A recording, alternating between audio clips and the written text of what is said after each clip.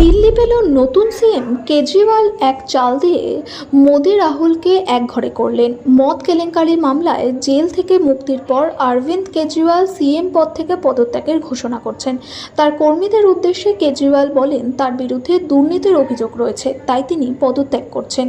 এর সাথে 10 বছরের পর দিল্লি পেতে যাচ্ছে নতুন সিএম। নতুন সিএম হবে এই নেতা। আম আদমি পার্টির সূত্র অনুযায়ী নতুন সিএম হিসেবে ক্যাবিনেট মন্ত্রী কৈলাশ গহলৌতের নাম সবচেয়ে এগিয়ে রয়েছে। তাকে দিল্লির নতুন মুখ্যমন্ত্রী হিসেবে মনোনীত করা হতে পারে। হরিয়ানা নির্বাচনের ব্যাপারে কেজরিওয়াল কৈলাশ গহলৌতের ওপর আস্থা রাখতে পারেন। নাজফগড়ের বিধায়ক কৈলাশ গহলৌত একজন জাট পরিবার থেকে আসেন।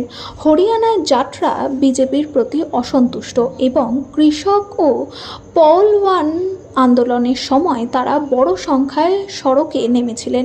এ কারণে কৈলাশ গহলৌত আম আদমি পার্টির জন্য একটি শক্তিশালী কার্ড হতে পারে। এলজির সাথে ভালো সম্পর্ক।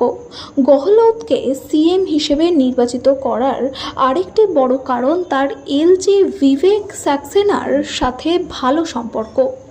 স্বাধীনতা দিবসে আতিশি দ্বারা পতাকা উত্তোলনের সময় এলজি গহলৌতের নাম সামনে এনেছিলেন। এছাড়া গহলৌত ফান্ড সংগ্রহে দক্ষ বলে জানা যাচ্ছে।